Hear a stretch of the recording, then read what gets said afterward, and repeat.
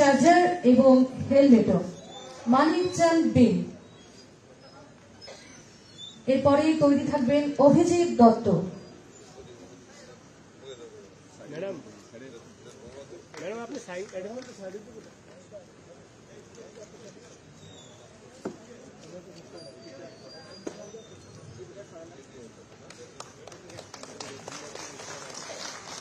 এরপরে মঞ্চে চলে আসবেন অভিজিৎ দত্ত।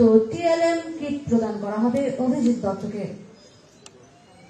এসব কার্যক্রমের মধ্যে একটা হচ্ছে যে মাননীয় প্রধানমন্ত্রীজির জন্মদিন উপলক্ষে হেলথের বিষয়ে আপনারা সবাই জানেন, সারা ভারতবর্ষেই হয়েছে, ত্রিপুরাতেও আমরা সমস্ত হেলথ সেক্টরে যেখানে ব্লাড ডোনেশন থেকে শুরু করে, স্ক্রিনিং থেকে শুরু করে, প্রতিষেধক থেকে শুরু করে, এবং যারা স্পেশালিস্ট আছে বিভিন্ন ডাক্তাররা বিভিন্ন জায়গায় গিয়ে তাদের চিকিৎসা দেওয়ার এসব কার্যক্রম আমরা করেছি এবং সেটা কিন্তু এখনো চলছে এবং 2 অক্টোবর পর্যন্ত সেটা চলবে। মাঝখানে আমাদের 25শে সেপ্টেম্বর আমাদের সবার আদরণীয় পণ্ডিত দীনদয়ালজির জন্মদিন। তিনি ইন্টিগ্রাল হিউম্যানিজমের একটা দর্শন আমাদের সামনে রেখেছেন যে সবাইকে নিয়ে আমাদের চলতে হবে। তো ওনার জন্মদিনও আমরা পালন করেছি। তো এর মধ্যে 2 অক্টোবর পর্যন্ত চলবে বিভিন্ন আমাদের স্বচ্ছ ভারত অভিযান থেকে আরম্ভ করে ইভেন যারা আমাদের ইউথ যারা আছে তাদেরকে নিয়ে যে রান ফর ফিট, আমরা ফিটনেসের জন্য মাননীয় প্রধানমন্ত্রীজি বারবার জোর দেন। তো সেখানে ম্যারাথন হয়েছে বিভিন্ন জায়গায়। ইউথ জেনারেশন আপনারা জানেন যে প্রায় 65% আমাদের ভারতবর্ষের যে জনসংখ্যা তার মধ্যে 35 ইয়ার্সের নিচে ইউথ। তো তাদেরকে যদি আমরা human resource, strong human resource, তো তাদেরকে যদি আমরা শারীরিকভাবে যখন হবে মেন্টালিও তারা শক্তিশালী হবে। তো এই ধরনের প্রোগ্রামের মধ্যে আজকের প্রোগ্রামটা খুবই ইম্পর্টেন্ট যে যারা বিশেষ করে আমি বলবো দিব্যাঙ্গজন তো আছেনই, ফিজিক্যালি দিব্যাঙ্গজন আছেন। আমার মনে আছে আমি খুব কাছের থেকে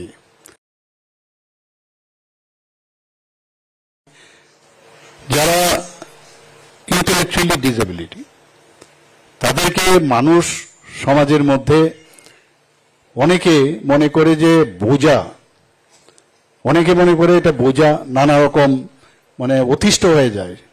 বিশেষ করে যারা প্যারেন্টসরা আছে বা ফ্যামিলির মধ্যে অনেকে, ও যে একটা সাধারণ মানুষ, ও যে ফিজিক্যালি ফিট আছে, তার সব কিছু ঠিক আছে, খালি তার ইন্টেলেকচুয়ালি তার সমস্যা। আমরা জানি যে নিউরো ডেভেলপমেন্টাল কন্ডিশন যেটা ডেভেলপ এটা প্রপারলি হওয়া উচিত, সেই ডেভেলপমেন্ট হয়নি, আদারওয়াইজ তার সব কিছু আছে। এতে করে তার যে শিক্ষার যে বিষয় দাঁড়ায় বা কোনো জিনিস নিউ ইনফরমেশন যেটা আছে সেটা মাথার মধ্যে ধরে রাখা, সেটা কিন্তু একটা কোঅর্ডিনেশনের একটা প্রবলেম হয়।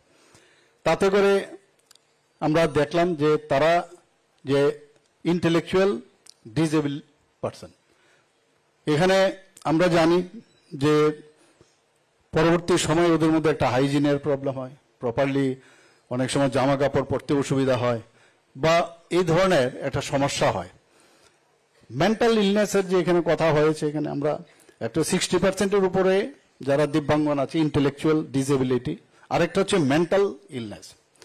তো এই মেন্টাল ইলনেস ইন্টেলেকচুয়াল ডিসেবিলিটিসের মধ্যে একটা, যেখানে আমরা দেখি যে যেখানে তার মুডের সমস্যা, সে কখন কিভাবে কার সাথে কথা বলবে বা তার থিঙ্কিং অ্যান্ড মানে বিহেভিয়ারাল চেঞ্জ আমরা অনেক ছোট ছোট ছেলে মেয়েদের আমরা দেখতে পাই।